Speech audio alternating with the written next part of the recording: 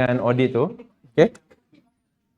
Now, sama yang saya sebutkan tadi, bila kita gunakan case mix, ada yang tanya macam mana nak make sure case mix tu berjaya. Macam mana nak make sure bukan dari segi data entry je, tapi the whole initiative atau the whole program tu berjaya. So nak kena ambil kira banyak benda, bukan sahaja dari segi data. Dan dia ada banyak benda, ada banyak critical success factor.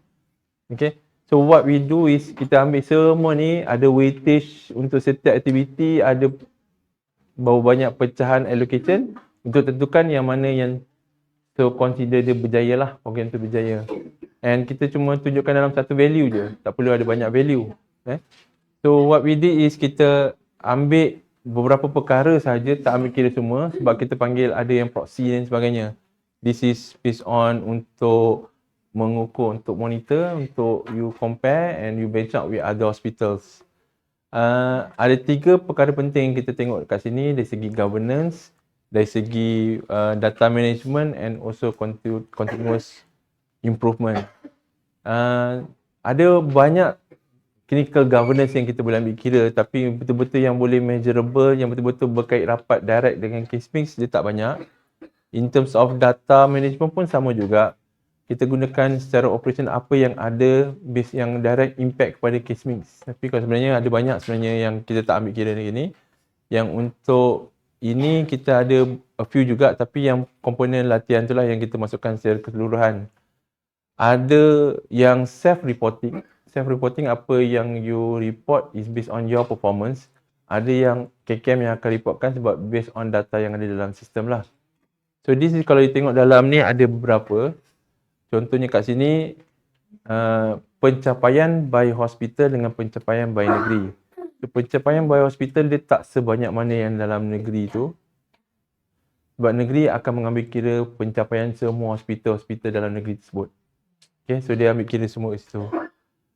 Dulu masa kita gunakan, masa tu dia proxy, last year was pilot masa nak buat tu. So kita gunakan Google Form sebagai data collection, which is dia once a year, sebab kita tak nampak benda ni routinely.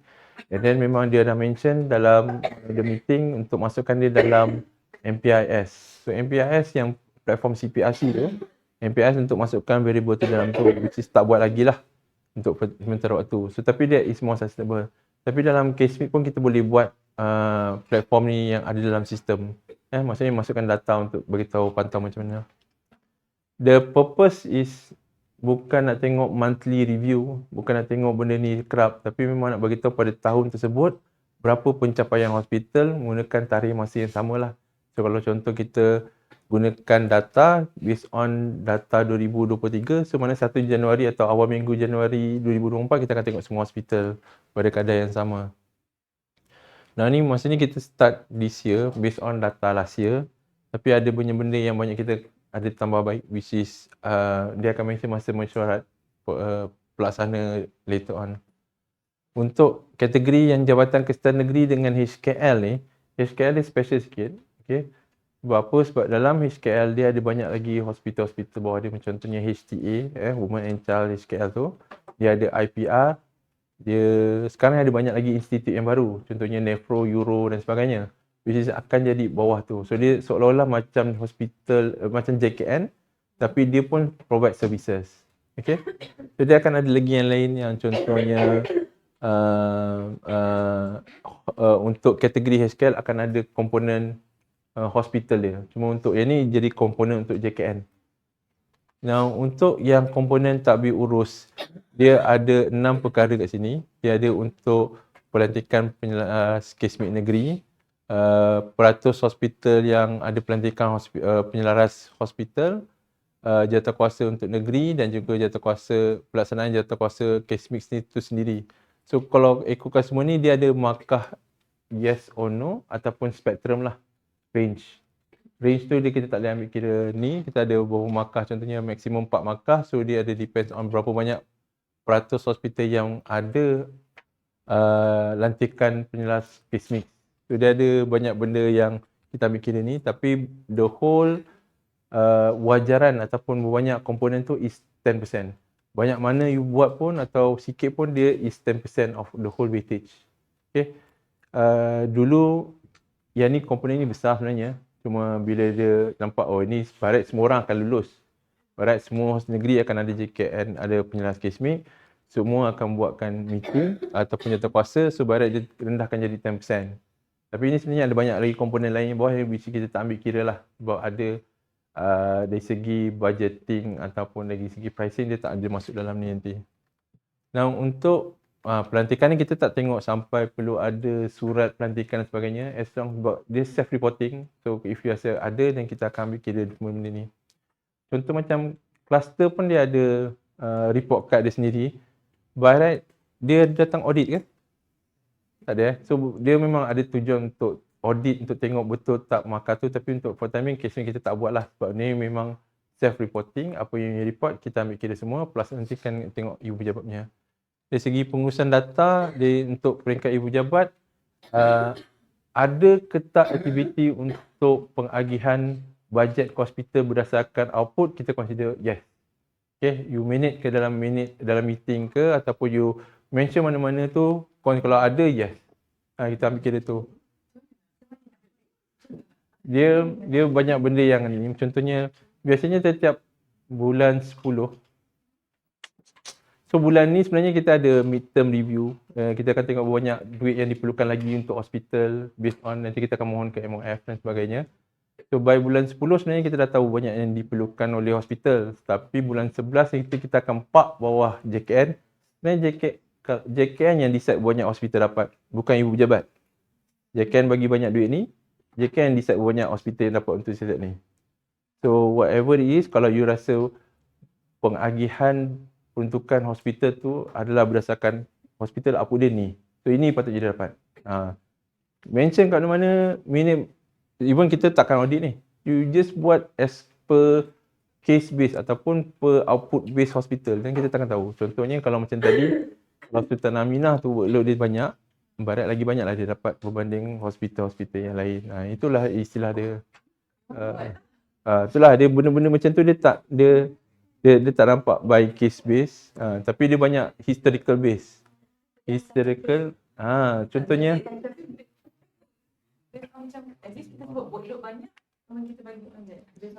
tapi mostly kalau tengokkan ni banyak yang historical. Dulu dia dapat banyak ni, so tambah banyak ni, so tambahlah 2% or 3%. Ada sikit retain dekat JKN. Dan benda-benda macam tu yang mostly semua JKN akan buat lah. Maknanya ada duit 10,000 series untuk gaji, biasanya takkan ada ni 20,000 series untuk 7 aktiviti pengurusan ibu pejabat, pengurusan hospital, untuk yang reagent, sajian makanan dan sebagainya tu ada. Tak termasuk ubat 807 dengan 0991 tu untuk ubat-ubat FPPL, tu pun lain lagi. So dia ada banyak benda yang nampak boleh agihkan menurut output hospital. Which is rasanya tak nampak lagi, tak pernah ada lagi JKN buat, kecuali untuk nanti kita tengok untuk Melaka lah. So, kita akan tunjukkan Melaka, by right, hospital Melaka, hospital Jasin, betul lah, hospital Melaka, hospital Jasin, Alor Gajah. Let's say ini per day stay you ada ni, contohnya per day Melaka banyak ni, Jasin banyak ni, Alor Gajah banyak ni. So banyak, by right, duit untuk sajian is based on per day. Contoh macam tu lah. So lagi banyak hari tinggal dekat hospital tu, lagi banyak patutnya duit untuk sajian ataupun duit untuk reagent. So dia ada benda-benda yang kita nampak kalau macam contoh base case and complex, by right, inilah cost dia, inilah patut lagi banyak berbanding hospital-hospital yang lain. So dia ada benda yang dia nampak base output lah compared to yang sebelum ni. So kita nampak ada yang macam hospital negeri, kalau to put it simpler, contoh kat Melaka ni, kita ada 3 hospital, 1 hospital negeri, ada 2 hospital non-specialist. So daripada bajet dia yang sedia ada, nampak seolah-olah 82% duit pergi ke hospital negeri. Okay. Lepas tu ada tinggal lagi 18 kan, 18 kan. 9% pergi kat hospital Jasin, 9% pergi kat Alor Gajah. Tapi based on data case mix, sebenarnya 88% tu kena pergi kat hospital negeri, Ada hospital non-specialist yang dapat 6, ada hospital specialist yang dapat 7, something like that. Which is based on output dia. Tapi kita tak detail lagi kat situ lah. Kalau detail lagi banyak lagi boleh buat. Cuma nampak bila pengagihan semula based on output, nampak sebenarnya output dekat non-specialist tu dia kurang berbanding hospital negeri yang patutnya dapat lagi banyak. Tapi tu based on secara kasar lah, secara umum. You akan nampak masa bila kita buat kat Melaka tu, 82% tu sedia ada untuk Melaka, 8% untuk Jasin, 8% untuk Rajah, which is tak sepatutnya lah yang untuk non-specialist tu, patutnya tarik pergi ni. Tapi still dalam kluster dia masing-masing. Maknanya kluster boleh decide banyak duit nak pergi ke mana. Setakat ni zero lah. Tapi mark ada satu. Right? Bukan tolak satu. Basically dia tak ada markah lah kat situ. Okay? Tapi basically satu daripada 40 lah. Dia tak banyak itu.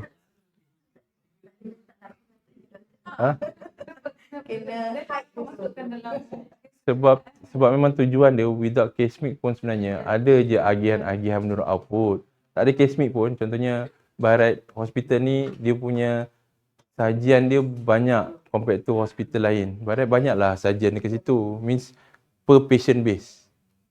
Memang dalam agihan bajet dekat ni memang based on cuma dia tak ada diistilahkan sebagai ni case mix output. Itulah bila kita turun contohnya ke tiap-tiap negeri, tak semua buat macam tu.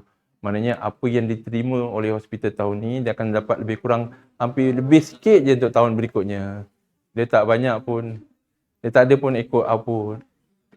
Tapi tak apa. Dia sebab dia jadi satu je kat sini. Dia tak banyak. Then the next one is system utilization. Apa yang ada dalam sistem, berapa banyak yang dah ditutup. Okay, close. Maknanya kalau kat sini kita ambil kira sasaran dia 90%. Kalau untuk negeri maknanya berapa peratus hospital yang capai this more than 90%. Okay, kalau contoh you ada 10 hospital, kalau ada 9 hospital yang dah capai, maknanya dia dalam 4 markah ni lah. Okay, yang capai 90% tu. Yang ni pula untuk peratus hospital yang capai 75%, kes yang dah ditutup based on SRP. Okay, so ni asalnya ni clear cut yang dua ni. Ini based on dalam sistem sedia ada, ini based on data SRP dia. Okay. Again, kita tak letak dia tinggi, this is 75% sebab kita tahu dia akan ada backlog 4 bulan, 3 bulan. Okay. So dia akan ada kat sini. Tapi number of hospital dia represent kat sini lah. Percentage of hospital tu. Wajaran ni dia tinggi sikit 40% sebab banyak dekat sana dia nak tengok kalau boleh tak terlalu banyak sangat backlog lah. Tapi tak terlalu tinggi sangat capaian atau sasaran tu. Now dari segi data nak tengok untuk berapa banyak hospital in terms of system utilization daripada yang report sedia ada tu boleh nampak dah sebenarnya kat mana nak tengok. Tapi kita pun hantar setiap bulan kat negeri untuk tengok verify balik. Just in case kalau tak ni. Ini based on kalau let's say you enter dalam sistem, dalam PD211 tu ada berapa banyak, 301 ni berapa banyak, ini just to compare. Tapi basically nanti you akan nampak based on berapa banyak case yang close lah. Okay, tapi ni kalau ada data, kalau tak ada data memang tak nampak juga benda ni. Means you kena key in juga dalam ni. Now in terms of number of hospital yang buat capai sasaran audit 85% untuk main diagnosis ni, berapa banyak hospital ni. Ini berapa banyak hospital yang mencapai sasaran more than 60% untuk diagnosis lain. Lagi banyak hospital, lagi tinggilah dia punya percentage untuk JKN. Ini laporan audit ni dihantar kepada ibu pejabat dalam tempoh yang ditetapkan. Kalau dia hantar, let's say audit tahun ni, barat kita akan dapat tahun depan. Tapi kalau dia hantar tahun sebelumnya, lagi tinggi berbanding kalau dia hantar lambat lah.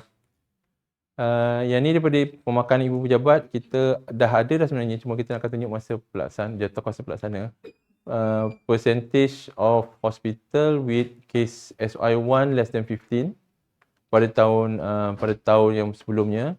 Ini kes-kes yang admit more than 30 days based on the highest 6 cases.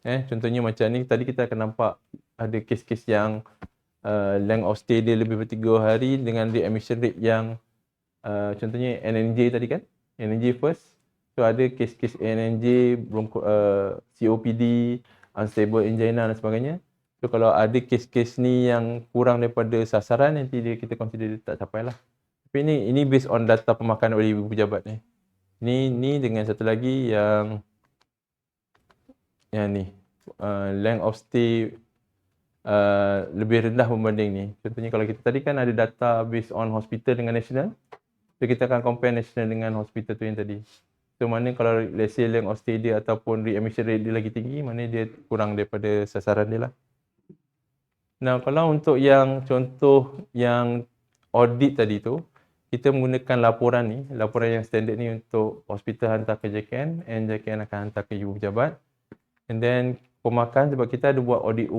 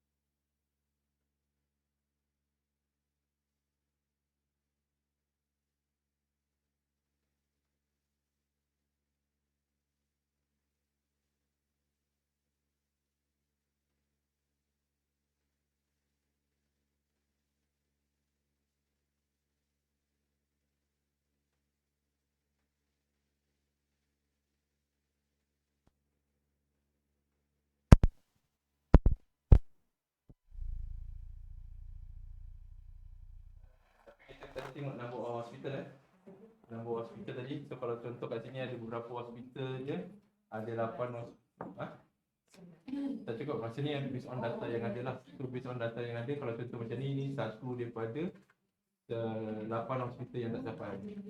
Contoh dia macam ni. So kita tengok orang Kedah, kita tengok orang Kelantan dan sebagainya lah. Ini masa end of, ini yang data last lah. Ni yang data last. Data last is data 2022. Bateri habis. Habis dah? Bateri dah habis. Wah, panjang umur. Dia ada jangka hayat.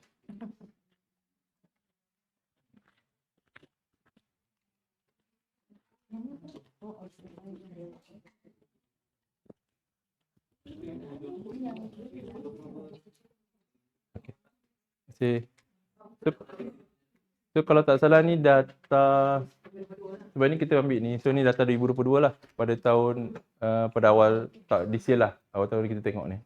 So kita tengok based on data ni adalah yang capai dan tak capai, tapi secara KPI kita capai semua, tapi untuk setengah negeri ada yang tak capai lah. So negeri tak capai dia punya pemakahan tu. Now, macam saya sebutkan tadi, this is national punya. So kalau kita compare dengan national, dia akan dapat ada yang hospital yang tak capai based on rate ni, ada yang hospital yang lebih lah. Dia tak nampak ni. Tapi kita compare setiap hospital dengan national punya ni. So ada yang readmission rate, banyak hospital yang readmission rate dia memang tinggi. Dia compare tu yang sedia ada.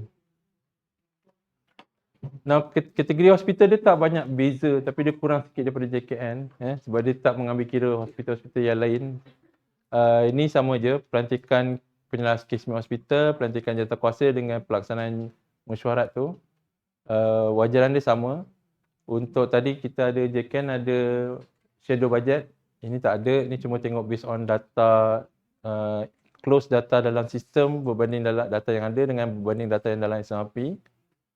Yang ni pun sama juga based on training dengan yang percentage of data yang ada. So kalau macam ni, ini audit, ni pun audit. So based on berapa banyak kes-kes yang tepat untuk hospital tu. So kalau contoh you 85%, dia dapat 3 lah berbanding 4 markah. Kalau completeness dia dapat 55, maknanya dia dapat kosong lah sebab dia less than 60. Yang ni audit yang dihantar untuk yang lengkap ke JKN, yang ni untuk kes-kes yang SOI 1 death cases, ni yang less than untuk setiap hospital. Ni sama juga untuk kes-kes readmission rate dengan kes-kes yang length of stay yang tinggi. Yang lain semua akan jadi training. Okay, so dia akan almost mirror dengan yang JKN punya, cuma JKN akan compile everything lah. So based on wajaran ni tadi, kita akan ada beberapa yang kita ambil ni. Ni contoh maksimum untuk negeri 52, maksimum untuk hospital 32 markah, wajaran sebagainya lah.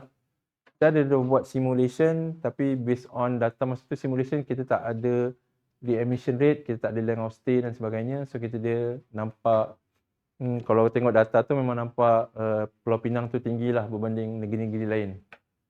So ada satu because of self-reporting tu dia tinggi, cuma bila kita campur dengan data-data length of stay dengan readmission nampak dia turun sebab markah dia rendah. So kalau tengok ni maybe ada terma rujukan yang boleh untuk negeri dan juga terma rujukan untuk hospital, which is maybe sama yang sedia ada tapi maybe akan ada tambah baik lah sebab fungsi maybe dia berubah dan sebagainya. So kalau tengokkan ada beberapa tu memang straightforward clinical. Tapi kalau boleh kita tak nak terlalu fokuskan kepada apa yang penyelaras boleh buat tapi apa yang hospital boleh buat as a whole. Sebab dia bukan 100% fungsi penyelaras case mix je. Ada berkaitan dengan rekod, ada audit berkaitan dengan pakar dan sebagainya, dan juga dari segi data management. Data management tu dengan SRP dan sebagainya lah. So ada pengambil kira yang lain. Asalnya ini sahaja untuk slide case mix scorecard. Dia ada banyak-banyak benda yang sebenarnya untuk penyelaras case mix tak semestinya lihat data klinikal saja, tapi dia apa-apa yang boleh buat untuk hospital itu sendiri. Most of the time bila bercakap dengan data, hospital akan direct ke ibu jabat ataupun JKN akan direct ke jabat. Tapi sebenarnya based on data yang kita dah provide, sebenarnya banyak benda boleh buat untuk improve hospital itu sendiri. Yang ni is a few things yang tak ada mention tadi dalam mana-mana surat pelantikan tu, cuma ada a few things yang boleh dimasukkan sebagai tambahan daripada yang ada. Ada apa-apa nak tanya pasal case mix scorecard? Scoring tu, dia audit umum untuk khusus dia melibatkan sampel yang berbeza. So, macam mana dia bila kita orang nak buat presentation? Biasanya kalau individually, case mix, audit yang khusus tu lagi rendah daripada umum. Kan? Sebab basically the sample ataupun kita purposely sampling, mana kita pilih kes-kes yang memang length of stay dia tinggi ataupun readmission rate yang tinggi dan sebagainya. Itu memang purposely memang akan nampak lagi rendah lah. Tapi memang kalau ikutkan standard pun kita tak letak standard dia tinggi. Maknanya tak adalah sampai perlu everything is 100%. Sebab dia dalam spektrum. Kalau you say accuracy yang tadi, kalau untuk JKN kita still ambil kira yang 85% audit ni. Yang JKN dia ikut bilangan hospital. Ya, betul dengan hospital. Kalau tengok yang hospital punya. Kalau hospital ni memang kita ambil range between, bukan bilangan tapi dia memang pemakahan ni. Tapi kalau sebab bila saya sebutkan, bila tengok data self-reporting, 85% mostly semua hospital akan sampai kat sini. Okay. Cuma daripada completeness-nya banyak yang kat sini. Mostly semua yang akan sampai kat sini lah.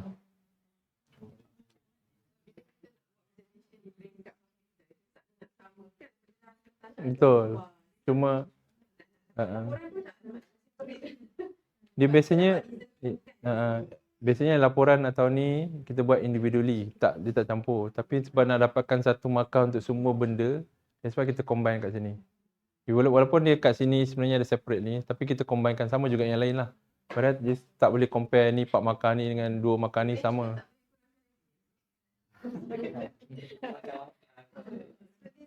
Bukan dia setakat hospital kita je, hospital lain pun dia punya pemakaran. Kalau ikut national pun dia boleh 90%, 69%. So memang akan sasar semua orang akan dapat satu. Dia takkan semua orang akan dapat 100% lah. Tapi bila sebab bila semua orang akan tapi tujuan dia bukan, initially dia bukan untuk identify fault finding ke apa-apa. Cuma nak bagi tahu sebenarnya ada, boleh kita dapatkan 100%, which is very difficult lah. Bukan semua, sekarang ni bukan semua takkan dapat, tapi possible untuk naik lebih pada average tu, that is the idea dia untuk let's say daripada 60 daripada kategori ni, sebenarnya kita boleh dapatkan average yang lagi tinggi. Sebab ada je hospital yang self-reporting dia 100%, which is not true lah.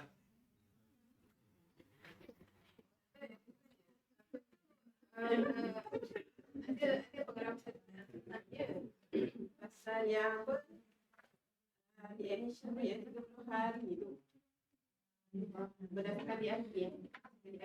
The admission rate based on diagnosis kot. The admission based on diagnosis.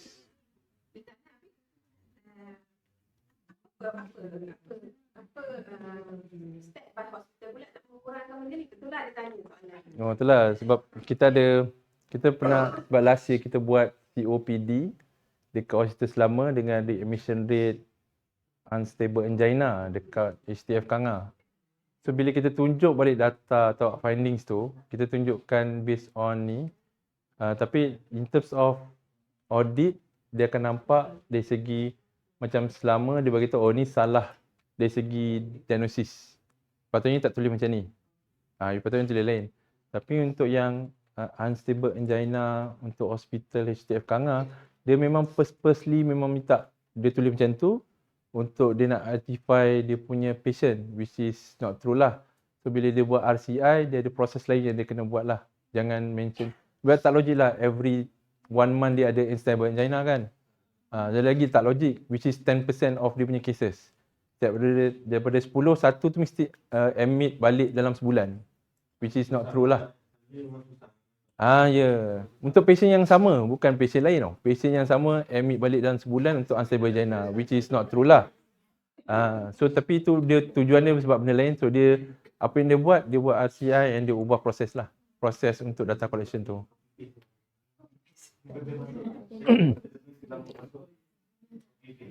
Maksudnya sama lah kan kita kata nak one part of the management itself. Maksudnya kita kalau ada documentation lah.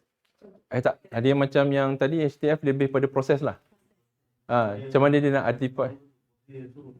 Sebab bos dia nak identify kes-kes ni. So dia akan jadi macam tu lah. So dia, apa dia buat, dia tukar proses tu. It's not a true picture of readmission rate. Tapi benda-benda ni kan kita dapat senarai ni pun sebenarnya after 2 years baru dapat kan. We after that. Ada. Last kali ada kita hantar. Bulan lepas dia kan? Readmission. Nanti tengok balik. Barat dah dulu masa kita hantar, kita cuma hantar untuk data cleaning. Lepas tu kita akan ada tambah lagi kita hantar untuk KPI. Death cases dengan SOI1.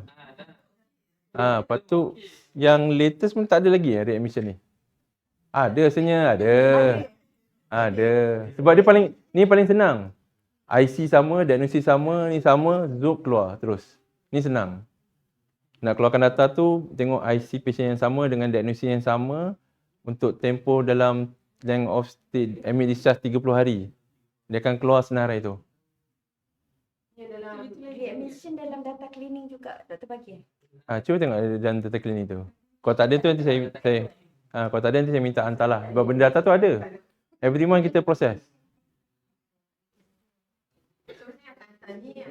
Yes.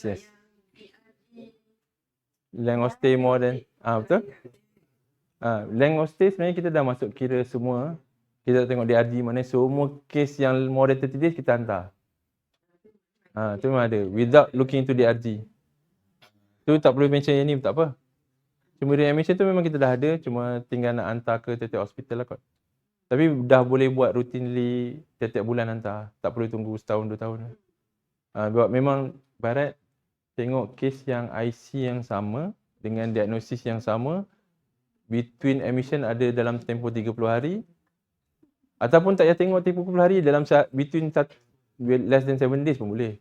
Sebab dia yang tu tinggal compare between length of stay je. Tapi untuk data cleaning lah. Dia purpose dia untuk data cleaning dulu.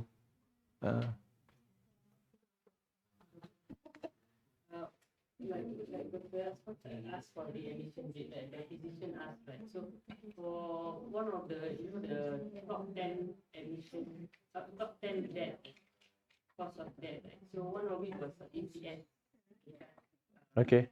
ACS. So what the physician they actually rectify they ask for the heart failure or the ACS to mainly Mhm. number of things. So I think they do some revision. That means how they diagnose the Mhm. case. Because what we saw is ACS meninggal in the by right ACS shouldn't unless there's a major complication. So the way of we train the physicians to do diagnosis. Masa tu they asked also, and then they I received a call lah from the HOD that saying that what shall we do for the cause of that lah. So it really helped the physician. Itulah last time masa awal-awal 2011, 12 dulu, dia ada dua je. Baling batu kena septicemia, baling batu kena heart failure. Dia tak ada beza dia. Ada dua tu je. Tapi nowadays dia banyak lain lah. Dia cause of death dia berubah.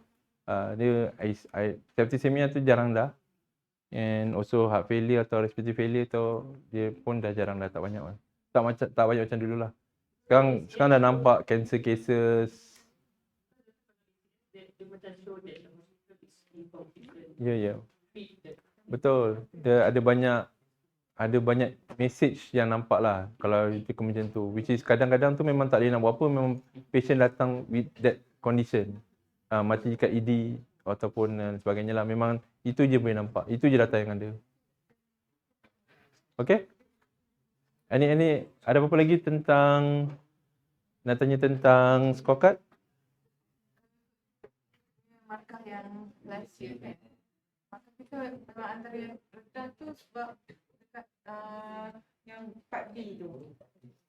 Section B tu lah, pengurusan data tu. And closing, especially data closing tu memang Yang hospitalnya ke? yang lebih. Tapi ambil kira semua hospital lah. So, Saya pada kita itu perluasan kelas utara. Bila perluasan kelas utara Yang muar semua tu ke? ya. So that's why kebanyakan makan kosong tu yang akan dapat lesson 62. Tapi dia lebih kepada masa tu kita nak tengok juga bila kita buat benda ni baru nampak yang mana yang tak flow dengan tak flow, flow dengan tak flow sebenarnya. Masa tu ada satu yang hospital yang tadi tu memang isu dia integration data between system memang kita nampak lah. Tapi ada benda lain yang kita nampak lepas tu. Dia macam selama ni okey je bila ada implementation, tiba-tiba kenapa yang ni sekarang baru ada isu implementation. Which is kita nampak masa kita buat system utilization tu lah. Without what yang tadi tu kita takkan nampak ada isu tadi, isu ni. Cuma again dia bukan ada fault finding salah siapa ataupun ni. Cuma nak bagi tahu this is the critical success factor kalau sekiranya nak bagi tahu sistem ataupun inisiatif ni berjaya lah later kalau nak gunakan ni. Dia sama juga macam Melaka pun ada isu in terms of backlog. Tapi bila dia sebut pasal bajet gunakan case mix nanti, barat dia tak boleh backlog macam yang sedia ada lah. Sebab in the end nanti kita akan beritahu based on data 3 bulan, inilah output you. Ni based on data 6 bulan, inilah output you. Barat inilah bajet dia. So itu dia ada impact lain lah. Kalau macam negara lain, dia claim base. Maknanya apa yang you dah rawat, dia claimkan. Walaupun dia hospital kerajaan, dia kena claim. Maknanya dia dah buat 1000 case of normal delivery. Dia dah buat 50 case of CABG. So based on claim-claim ni barulah dia dapat balik reimburse duit yang dia dah ada. So that yang ni contoh kalau let's say overseas punya style lah. Which is kita boleh pergi ke arah tu tapi tak tahu kalau hospital dah ready ke belum. Banyak.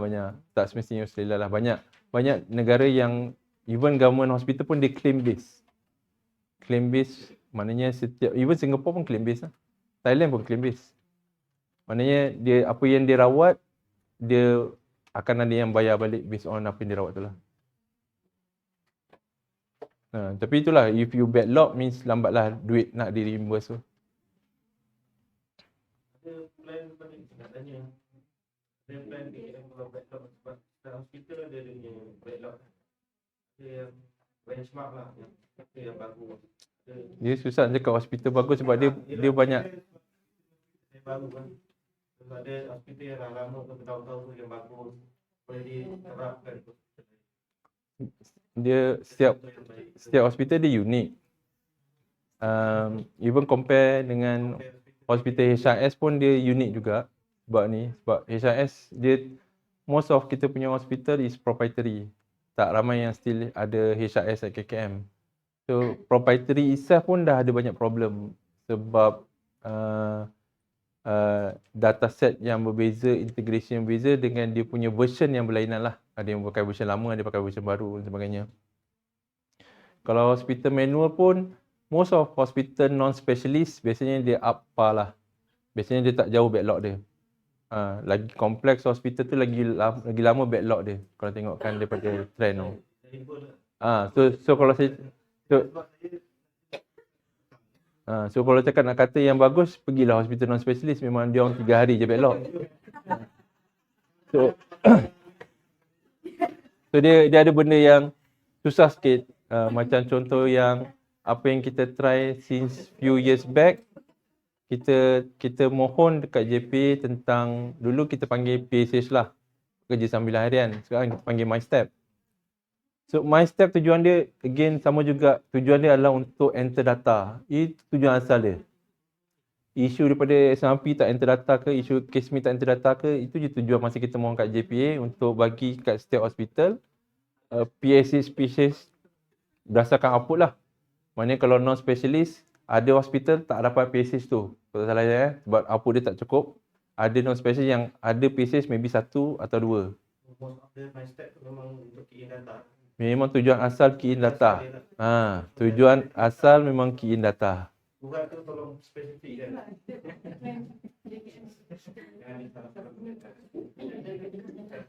Tapi dia sekarang dia dah, bila kita minta dah 3 kali ke JPA and MOF, lepas tu dia orang kata tak apa, yang ni dah jadi rutin, dia dah tak jadi rasa baru. So duit tu sebenarnya dia dah absorb dalam bajet hospital. So kalau ada hospital mohon, dia akan cakap guna bajet sedia ada. Sebab benda tu dah memang, bila kita dah mohon every year, dia akan jadi benda yang rutin lah, yang dah dimasukkan dalam ni. Cuma kalau ada perubahan dari segi output, nanti kita akan mention lain ke kewangan. Tapi dia orang memang tahu dah. Untuk PSH ataupun MyStep yang baru sekarang memang untuk key in data.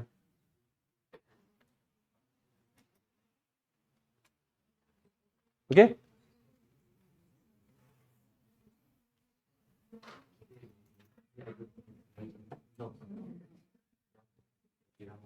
Ni bateri ni macam nak mati. Macam nak mati.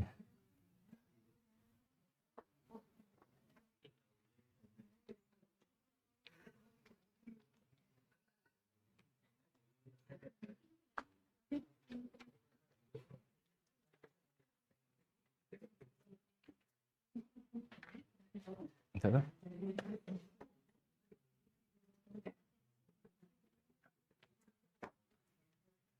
Dekat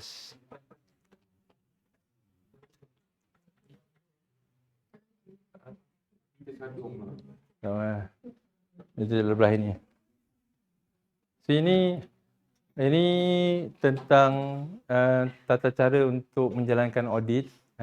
Again dulu kita masa awal kita laksanakan, kita audit umum, tapi bila ada perkara baru kita ada buat audit umum dan audit khusus.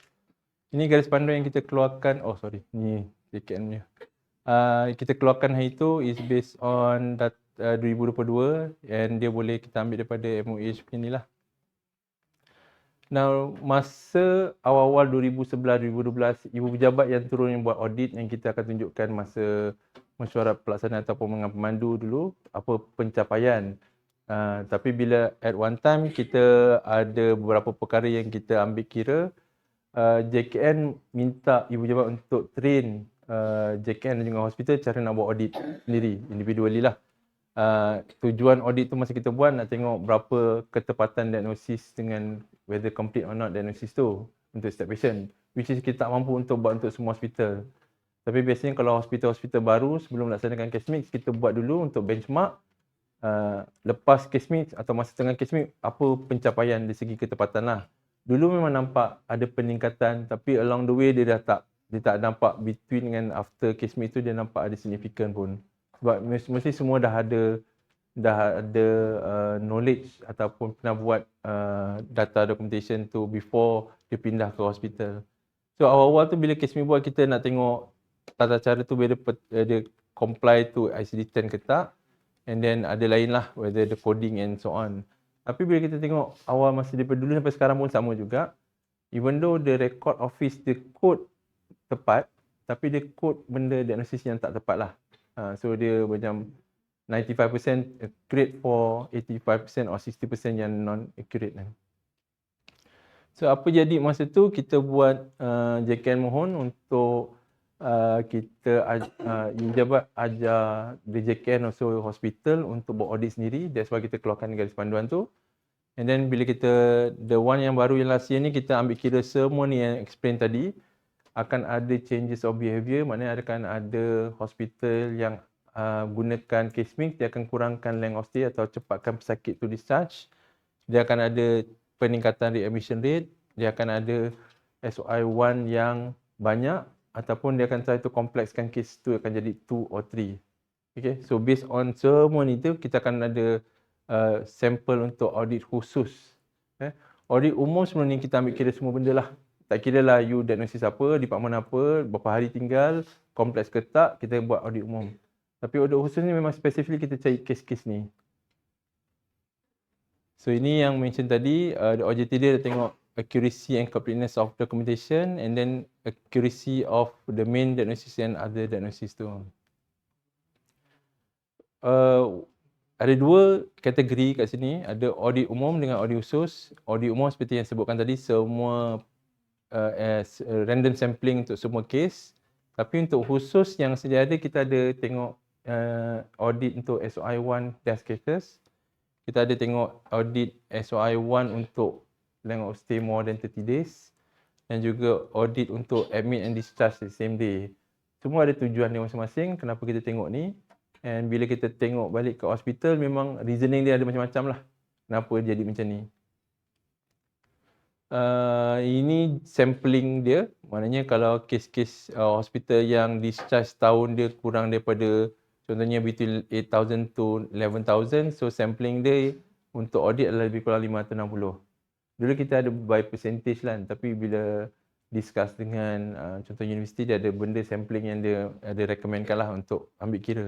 So maksimum untuk setiap hospital, ada hospital buat lebih tapi tak kisahlah, kalau lebih tak kisahlah kan. Cuma daripada kita in terms of ni around 600 per hospital. Kalau 600 per hospital, lebih kurang 50 kes untuk diaudit sebulan. Okay, so let me something like that lah. Tapi most of the time is up to you guys bila nak buat audit, whether buat 3 monthly ke 6 monthly ke atau sekali dalam setahun, and it's up to you guys nak buat bila. Yang tu kita tak dictate lah. Tapi this is sampling frame yang kita suggest untuk setiap hospital based on number of discharge. Untuk yang audit khusus, kita gunakan audit tahun sebelumnya.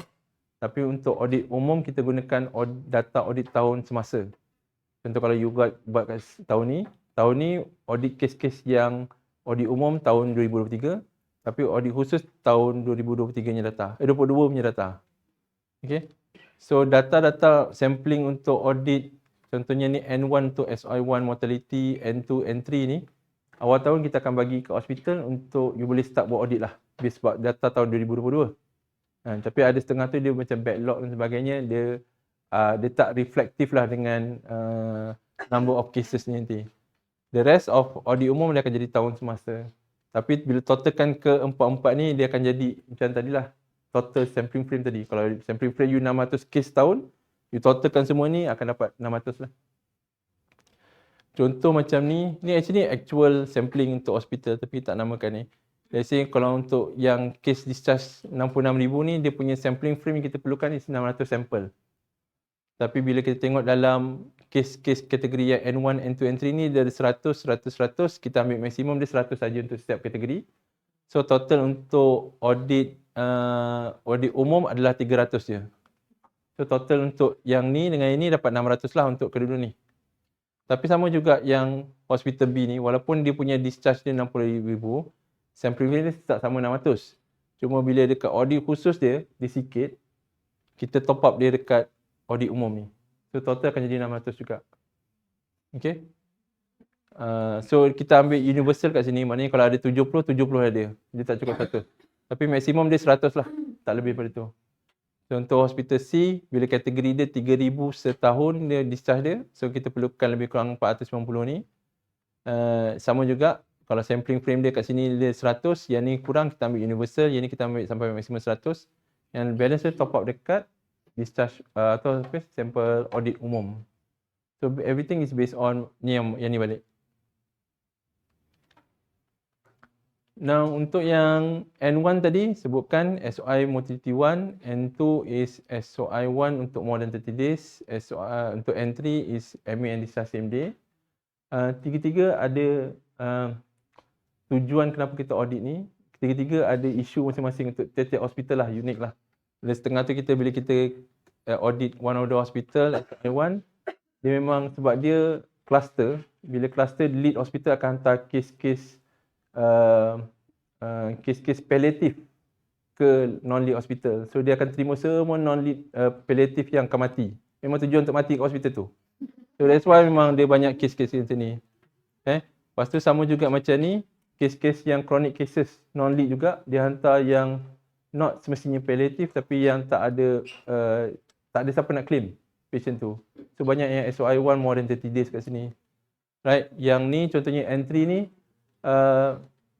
most of the cases dia tak register sebagai daycare cases. Semua dia register sebagai inpatient. So nampaklah dia admit discharge same day kat sini.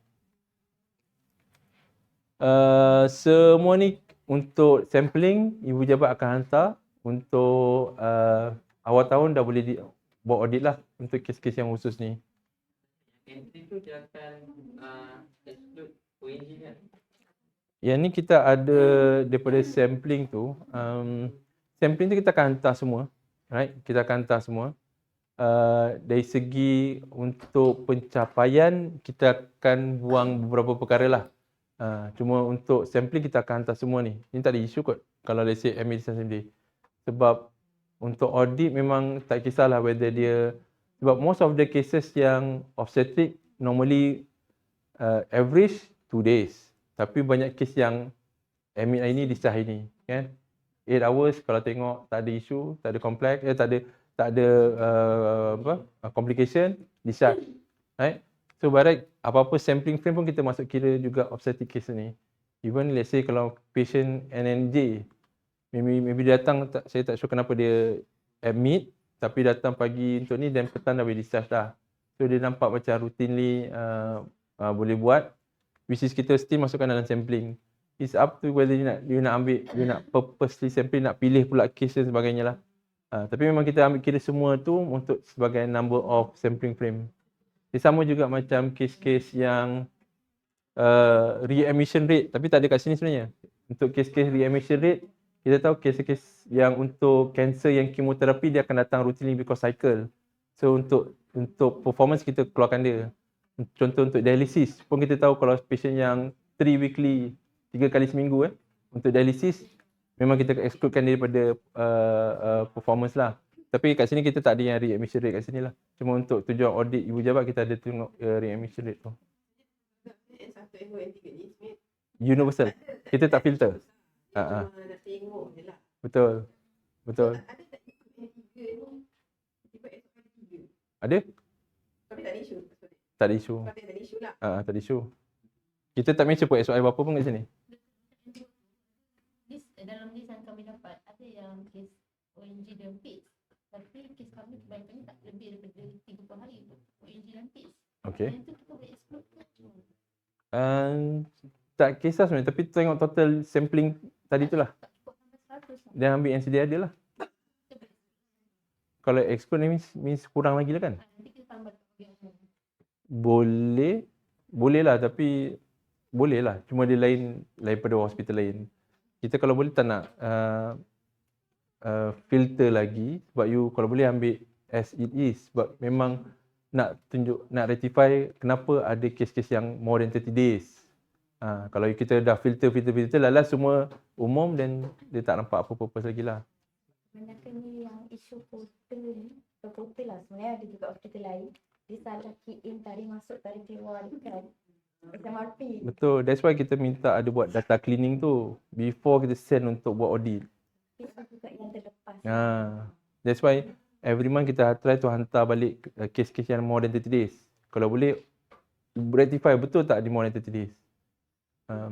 Jadi impact dengan data tu nanti kalau let's say kes-kes yang 30 days ni. Bukan 30 days lah, long stay. Ada impact. Dulu lagi lah ada yang sampai 10,000 day stay which is tak betul. Kita hantar, memang kita tunjuk dekat DG memang marah betul lah. Tapi itu memang ada kes-kes yang bila kita tunjuk tu ada yang setahun atau 2 tahun tu memang valid setahun patient stay lah. Yang ni contoh kalau let's say kalau ibu pejabat pun tak boleh nak keluarkan atau dia nak dapatkan data tu daripada sistem pun boleh dapatkan. Contohnya daripada modul audit ni based on tarikh bila, pesakit dalam dan sebagainya, boleh keluarkan senarai pesakit yang mortality SOI1 dengan apps yang sedia ada lah. So dia patutnya akan terbit kat sini. Dia akan boleh export ke spreadsheet lah. So ni sebenarnya nama pesakit, ni RN, ni IC tu and admit discharge tu. Okay. So ni contoh kalau ada let's say nak keluarkan sendiri daripada sistem lah. Sample audit ni biasanya ni daripada berbanyak daripada jabatan, nama dan sebagainya ni senarai tu. Again, yang ni is most of the time kita cross sectional, most of the time kita retrospektif lah, kita tak buat prospektif. Dia you retrospektif tahun 2000 atau tahun sebelumnya atau tahun semasa. This is more on cross sectional. Untuk umum kita ambil semua universal, yang khusus kita purposely sampling. Kerangka sampel ikut balik yang berbanyak jumlah sampel yang sepatutnya. Ni sama tadi, tahun data is tahun sebelumnya dengan tahun semasa. Untuk the rest, purposely simple random sampling untuk umum. Kita tak suggest apa-apa kekerapan, tapi memang it's up to you guys kalau nak buat whether dia sekali setahun, 6 monthly, 3 monthly, depends on ni. Basically borang-borang dengan laporan tu kita ada mention dan cara nak analyse lah dalam documentation ni. Untuk most of the time semua yang buat audit dia akan buat at one time, dia tak buat banyak kali. Hospital yang memang sikit je senang lah sebab dia akan panggil most of the pakar-pakar ataupun MO dia untuk buat one time, buat sekali dah habis one session.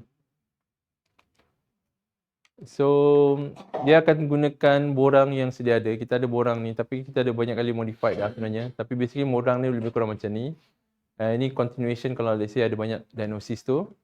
Ini based on borang kematian, dia ada gunakan WHO death certificate. Kita tak boleh nak audit based on PD301 sebab tata cara dia lain. So dia kalau gunakan borang lain dia akan jadi always inaccurate lah atau tak tepat. Ni contoh borang yang dah diisi. Yang ni infected sebaceous kod dia L02.2 oleh hospital. Ini contoh documentation lepas audit lah, means dia ada diabetic and hypertension kat sini. Dari segi documentation ni dah nampak accurate tapi dia tak ada completeness. Dari segi coding pun dia nampak lain lah. Ini L02.2, ni L72.1. So dia consider as inaccurate. So dia ada banyak benda lain lagi yang kita tengok, bukan saja ni tapi ada contohnya kalau ibu pejabat turun audit kita tengok jugalah kenapa patient contohnya tak ada ICU, day stay tak tengok, tak nampak ataupun patient borang guna berlainan dan sebagainya lah which is administrative.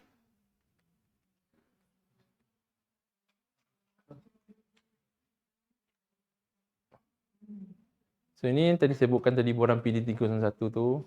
So by right, semua diagnosis semua ada yang kat sini lah. Ni semua patient information dengan demographic. The diagnosis akan ada kat komponen yang kat bawah ni. Okay. So based on borang ni, based on borang ni yang sama, kita akan tengok apa documentation yang ada. Contohnya COVID-19 positif as main diagnosis, then hypertension as the rest lah. Kalau ada lagi yang lain kat bawah ni, dia akan jadi still ada condition. So kalau contoh dekat dalam borang tu dia akan nampak COVID-19 positif as mention dekat dalam borang PD301, hypertension kat sini. Tapi kalau dah di audit dia ada banyak lagi documentation lain dan dia akan masuk kat sebelah sini. Okay. So again dia akan ada depends on data-data ni atau documentation ni kita akan decide mana whether dia accurate or inaccurate. Kalau macam contoh ni Diagnosis pertama dia ada dua je, accurate and inaccurate. Other diagnosis dia ada complete, incomplete dengan no other condition ataupun no information lah. Contoh macam ni, same slide sebenarnya. Patient datang because of dengue, kod dia A90. So barat kalau by audit dia buat dengue juga A90, so dia consider sebagai accurate lah. Sama ni. So kalau contoh ni spasm of esophagus, dia is dyskinesia of esophagus. By documentation nampak lain tapi sebenarnya cakap benda yang sama. So dia nampak, dia consider sebagai accurate. Renal failure N19, ini AGN, totally two different thing. So kalau benda yang berlainan memang dia consider sebagai inaccurate lah. Ni bila cakap pasal dua yang dekat as main condition ni, contoh unstable angina dengan non-STEMI ni consider as inaccurate. Dua benda yang berlainan. And bila kita compare based on yang dah di audit, dia akan consider sebagai inaccurate. Tapi yang bawah ni akan tengok based on other condition punya kriteria. So kalau macam ni other condition kita nak tahu complete, incomplete ataupun no information. So kalau contoh other condition ni dengue, ni pun dengue, kita consider dia sebagai complete. Ataupun kalau ni renal failure hypertension, ada dua condition. Ini dia combine hypertensive renal disease, okay? Dia combine kat situ, kita consider sebagai complete juga. Dia documentation sama sebenarnya ni. Tapi kalau ada macam mana? Documentation lah, bukan coding. Okay. So yang ni kita consider as documentation dia as complete lah. Sebab benda yang sama ni. Now, contohnya kalau macam ni ada Streptococcus pneumonia, ada right eye cataract, tapi kalau kat sini cuma ada pneumonia saja, tak ada, dia tak mention pun cataract kat sini sebab tak ada resource yang digunakan. Ni kita consider as incomplete lah sebab cataract tak dirawat pada waktu tu. Okay. Sama juga macam ni kalau ada condition cuma mention SBD saja, tapi sebenarnya dia ada banyak lain-lain diagnosis lain yang tak di-mention masa tu. Ini di consider sebagai incomplete. Ini contoh masa yang sedia ada banyak, ni jadi sikit jadi incomplete, ini sikit jadi sebenarnya ada banyak jadi incomplete juga. Now kalau sedia ada dia tak ada tulis apa-apa dekat sini, tak ada tulis apa-apa, tapi dekat sini dia ada macam-macam, pun kita consider as incomplete juga. Okay. Tapi kalau let's say NIDM with retinopathy ada dua, sini tak mention, sepatutnya dia tak ada, dia akan jadi incomplete. Okay. Tapi kalau dua-dua ni tak ada, kita consider as no information lah. You tak boleh compare dua-dua ni.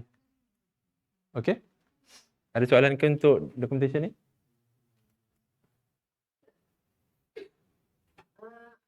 Dekat PD301 tu dia post-op status lah, post-op contoh right hemicolectomy. Lepas tu dia letak toxic megacolon as line MC. Sebenarnya op pun dalam bentuk toxic megacolon pula. So dia akan ada dua senario, sama ada maybe Nanti yang tu ada coding ke post-op? ada dua senario. Ada yang akan letak coding untuk post-op hemicolectomy untuk toxic megacolon. So dia pakai Z code. Ada yang langsung mungkin dash. So tu nak kira macam mana nanti kan? So by right kalau ikutkan yang macam SRP pun dah agree. Banyak-banyak yang macam tadi post datang untuk elective admission ataupun post op day berapa dan sebagainya tu kita tak ambil kira lah sebagai documentation. Yang kita ambil kira tu condition apa yang dia treat tu. Transcribing tak adakah still nak transcribe juga kan?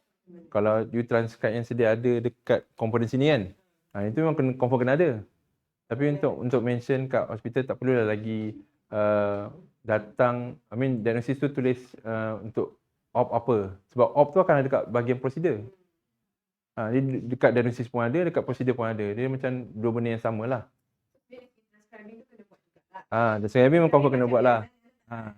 Cuma Berbeza. Cuma bila contohnya ada mesyuarat dengan HOD, mention lah by right tak payah tulis tak apa sebab benda ni dah ada, maklumat tu dah capture dekat bahagian prosedur. Tak perlu lagi capture lagi dekat diagnosis tu. Sama je. Betul. Most of the dulu pun isu elective admission. Asal elective admission mesti ada mention tu elective admission for bla bla bla bla. Tak perlu pun tak apa. Sebenarnya you tulis sebab prosedur tu ada tulis kat bahagian prosedur dah. First line tu akan jadi diagnosis audit kan. Cuma kalau ikutkan documentation dia still akan jadi, dia akan jadi sebagai inaccurate. Sebab nanti bila dalam volume 2 dia ada mention pasal reselection. Sebenarnya dia boleh ubah yang mana sebagai diagnosis utama atau yang mana yang sebagai other diagnosis. Boleh je dia mention siap-siap tapi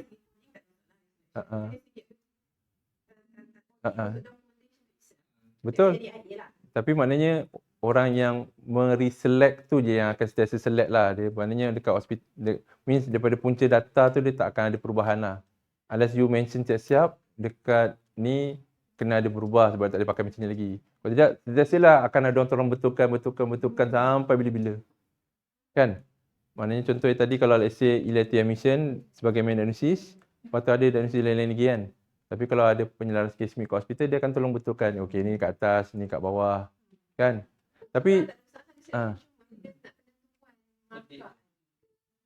dia akan jadi, kalau let's say kalau inilah documentation dia, transcript sedia ada.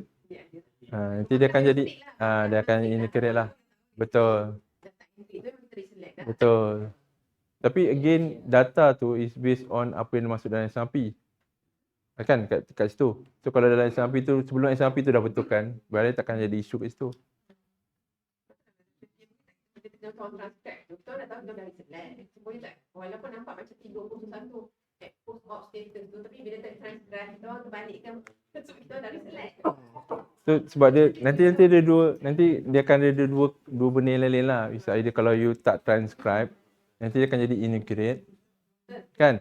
Kalau you dah transcribe, dia akan jadi accurate kan? Jangan sampai ada dua pemahaman yang lain-lain. Lagi nanti ada yang transcribe, ada yang tak transcribe. Sebab by definition dia jadi benda lain lah. Dia campur aduk. So kalau nak senang, sedia ada lah. Transcribe sedia ada. Nak senang. Kalau nak lagi senang, ubah siap-siap before masuk dalam sistem. Dia based on kepada apa yang kita bagi tahu kat clinician, dah tak ada dari clinician, just tidak. Tapi ada clinician yang dia nak buat dynamic form tu, and then dia kat audit pun dia just transfer saja, di audit pun benda yang sama. So jadi accurate lah. Betul. Tapi yang tu yang kadang-kadang kita akan mention dekat kalau kita orang re-audit balik, kita akan mention lah, ni tak boleh jadi macam ni, ini kena jadi macam ni. Ya. Betul. Dia ada RCI tu, dia ada root cause tu kena buat. Sebenarnya root cause analysis. Contohnya kenapa tak boleh tulis macam ni dan sebagainya lah. Which is setengah hospital tu dia tahu. Which is whether dia bagi tahu untuk betulkan atau tak tu lain cerita lah. Di setengah tu dia ubah siap-siap. Means dia akan burden kepada orang yang ubah tu sebab dia akan sentiasa kena ubah tiap kali dapat documentation tu.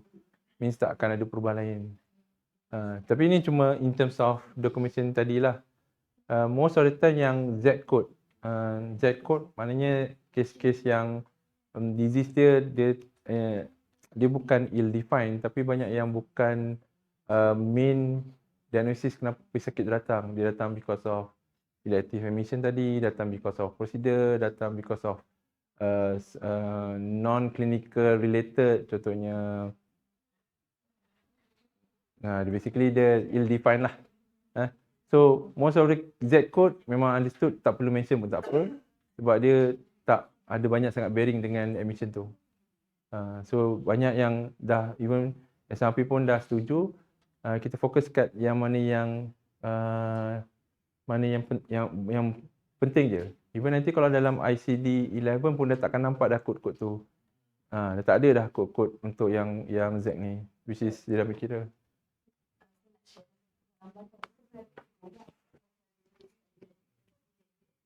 Form dia kan. Ada seorang pakar tu, dia cakap, siapa nak tegur saya? Saya sebagai seorang doktor. Apa kelayakan kamu nak tegur saya? Coding pun sepatutnya MO yang buat, tapi kenapa rekod yang buat? Saya kata memang kita diarahkan untuk buat coding. Memanglah kadang-kadang tak tepat sebab saya pun macam kita basic business admin, tiba-tiba kena buat coding. Basic tak ada. So bila kita tegur, dia tak terima. So siapa nak tegur saya? Itulah. Saya nak jawab. Kadang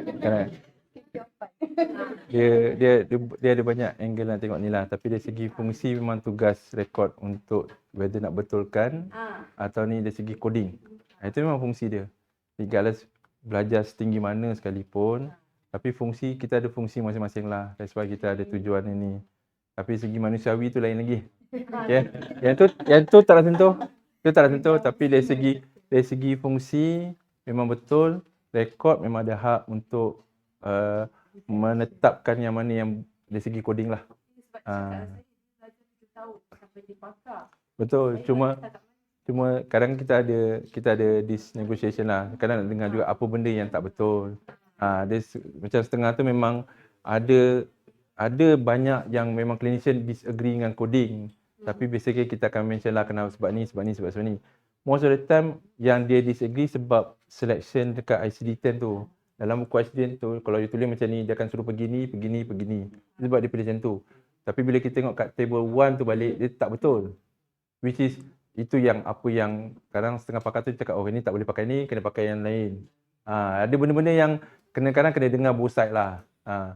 Most of the time kita punya, ICD-10 punya isu sebab dia terlalu rigid. Based on volume 3, you kena ikut flow ni. Tengok table 1, inilah dia. Kan? Tapi bila kita baca balik, dia sebenarnya tak reflect dengan apa documentation tu.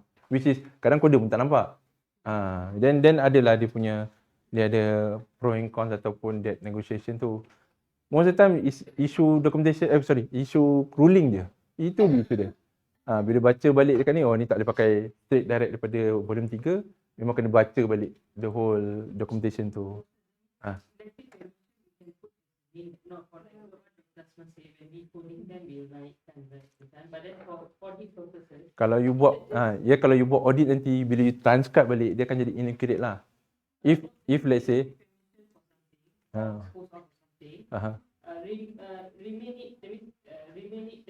for the diagnosis as per PD tu kita akan letak inductive emission or something for 110.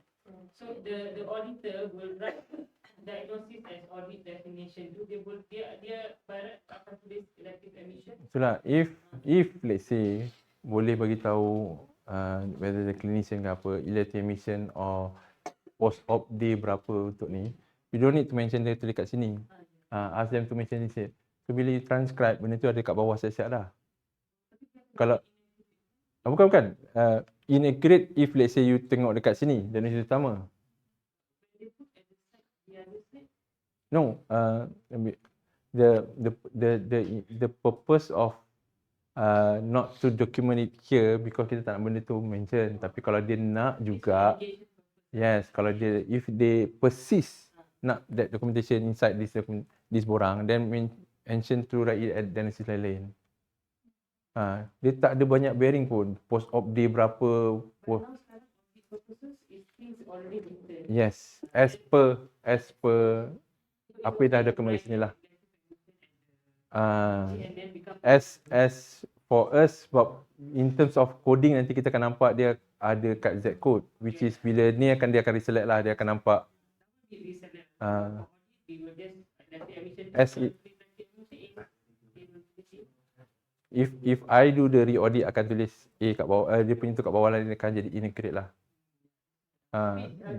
Because dia akan you akan tiba-tiba ni ubah ni lepas ni atas ni bawah, dia tak ada, it's not standard lah. Macam mana boleh overrule? Betul. Cuma kita orang tak minta dia ubah diagnosis. Kita minta ubah apa yang diagnosis yang sepatutnya kat situ lah. Ya. We understood that the auditor, the pakar or whoever didn't understand or so for us it's inaccurate, tapi kalau itu kan dia dah buat macam tu it's accurate. So I cannot overrule him. Okay, this will be issue untuk ICD-10 lah. Bila nanti kat ICD level nanti you akan nampak tak boleh nak code pun. If let's say you ada tu kan. So if let's say nanti bila tak boleh code, then you bawa lah. Kalau you tak boleh juga, you bawa lah pengarah untuk bincang dengan dia. Ni tak boleh code, don't write this. Macam tu lah. Kalau you rasa that grade tu tinggi sangat, kan, kalau dia kata that berapa lama dia belajar tu dah lama, itu je yang boleh. Dia barat kita try to simplify things. Kan, ada benda yang boleh, ada yang tak boleh. Apa yang boleh code kita codekan. Kan, kalau Kalau sebab in terms of selection of diagnosis is still yes. Okay, kita tak ubah pun dari segi diagnosis tu. Tapi kita nak tengok apa yang perlu dan tak perlu. Kalau dia still persist nak tulis, silakan. Cuma tak ada kod lah. Kan? Tak ada kod lah. Lain-lain. For the time being ada, tapi nanti takkan ada lah. Okay, yes. Orang lain, Aha. kita transcribe that Ya, betul. Ya, betul. posisi ikut benda tu. Betul. Dari segi diagnosis.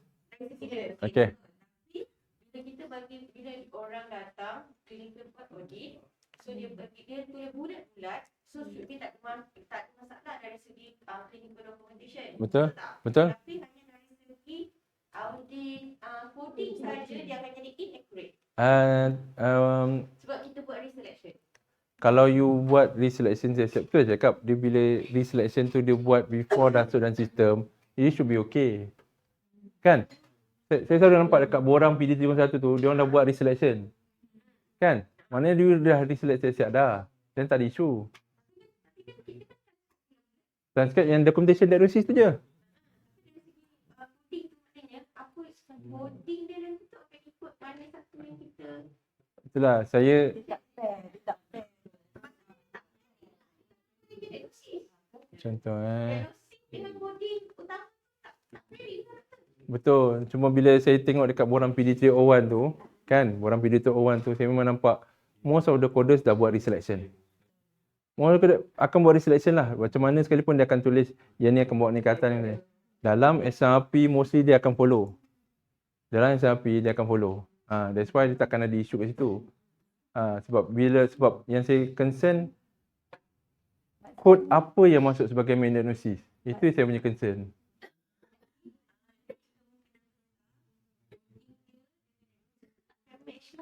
Yang dalam SRP patutnya match, tapi dekat dalam Ini dari segi borang audit. borang audit tu. Dari segi audit dia takkan match lah kan. Kalau yang saya faham, kalau dia transcribe tu, kalau dia reselect kan, by right benda diagnosis tu patutnya dah berubah dah sebagai main diagnosis. Benda tu berubah.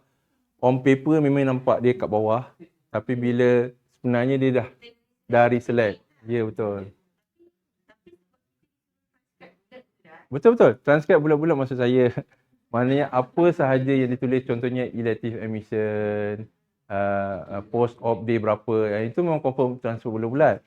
Tapi kalau dia dah reselect tu, then guna balik apa yang dah reselect. Apa yang dah di audit. Contoh.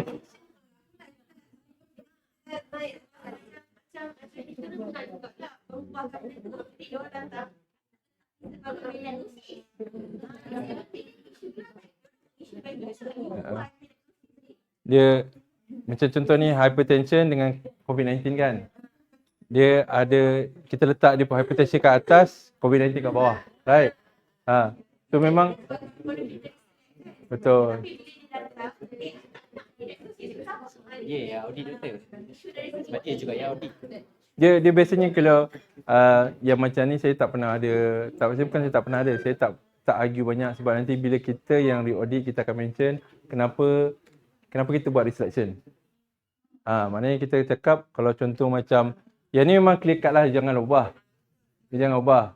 Tapi contoh dia datang ada kat sini, dia ada because of postpartum hemorrhage dan sebagainya, saya akan reselect. Saya ada reason lah kenapa saya reselect. Saya akan mention kat situ in view of contohnya this is OT procedure, high long stay dan sebagainya, kat situ mention lah saya siap. Which is adalah justification. Dia disagree lah. Tapi biasanya saya akan mention kat pengarah ini kenapa reselect sebab tujuan sebab justification yang ni.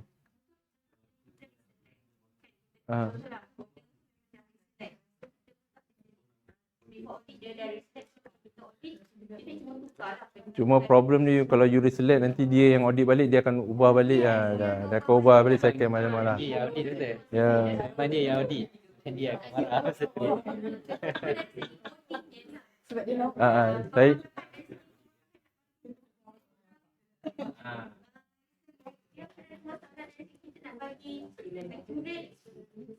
Itulah kalau dia isu dia sebab dia ada variation.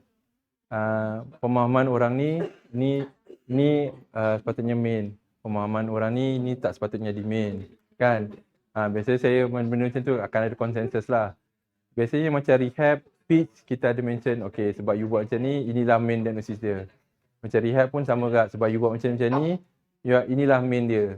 Itu memang consensus. Maknanya semua agree sebab ni. Tapi dia tak adalah sebab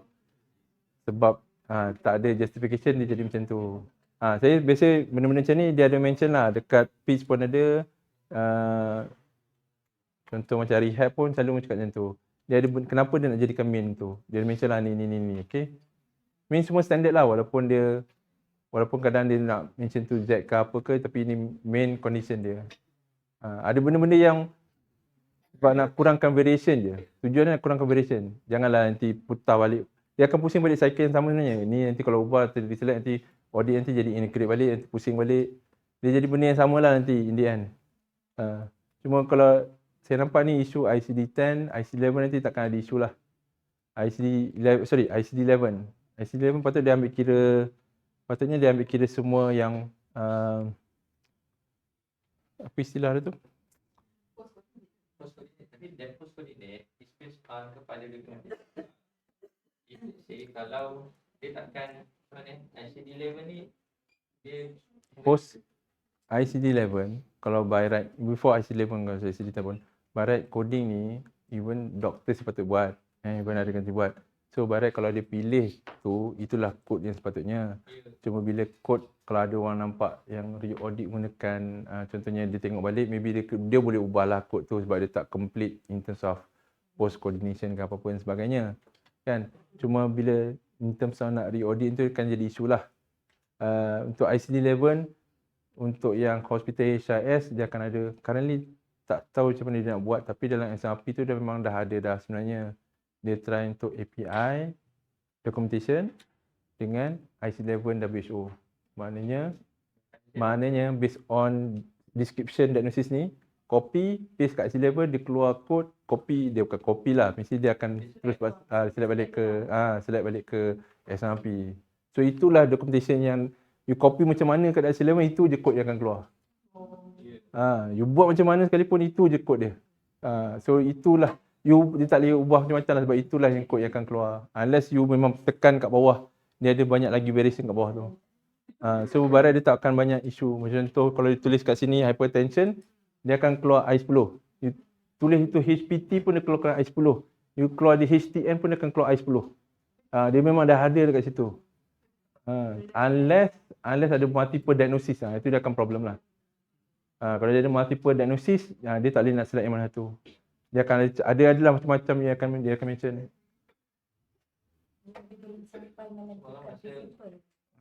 Masa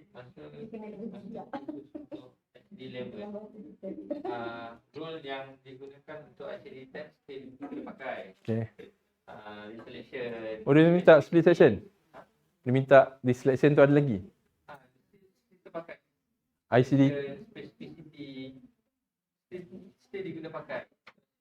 Tapi dia tak ada dalam ICD-11 tak mention lah. ICD-11 mention? Dia tak ada mention dekat dia punya guideline tu. Okay. Tapi bila kadang-kadang masa then nanti akan ada isu balik lah macam yang tadi. Kalau ada reselection akan ada isu. Memang kita boleh bagi kod apa yang ditulis. Tapi kalau ada beberapa diagnosis tu, reselection tu based on apa yang ditulis lah. Ya. Kalau yang saya faham, ICD-11 apa je yang ditulis itu je yang ada. Apa yang ni. Tak ubah. Dia tak ada mention, yang ni sebabkan diagnosis dia ada high resource consumption, dia akan naik atas, dia tak mention kat ICD-11 tu. DFU dengan diabetes. Dia kan tulis diabetes, DFU kat atas. Diabetes dekat bawah. Cuma nanti dekat DFU tu dia akan ada post coordinate. Diabetes type apa. So dia akan terus combine. Combine, betul. Tetapi kalau macam contoh diagnosis yang berbeza. Dia bukan yang macam patient tu masuk cause of metastasis ke typical ke, di bawah tu ada kanser. Dia nak reselection tu dia stick akan code based on apa yang kita tulis dulu. Betul. Tu cakap kalau dia ambil straightforward, dia akan dapat kod yang sepatutnya, bukan sepatutnya, kod yang sedia ada. Tapi kalau dia baca tu dia akan dapat boleh pilih yang bawah, kan. So dia cakap dia depends on siapa yang select dekat ICD 11 tu nanti. Tapi yang tu kita akan discussion lah pasal ICD 11 tu. Yang sedia ada pun kalau tak ada reselection kita guna je kod yang ada tu. Unless ni bukan cakap shadow quotation lah pasal coding.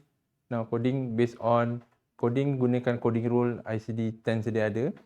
Okay. Bukan ICD 11 masih yang untuk tujuan audit ni. Gunakan coding ICD 10 siapa dengan dia punya coding rule. Dan coding rule untuk reselection pun dia ambil kira lah.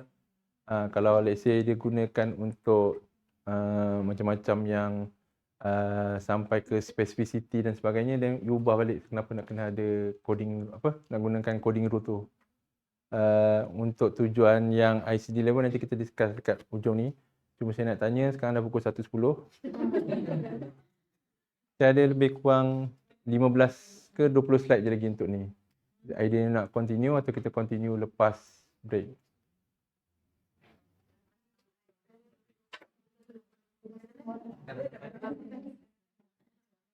Pasti pun pasal audit juga kan. So audit juga, betul. Okay lah, nanti kita break dulu, nanti kita datang sini balik pukul. Okay. Alright.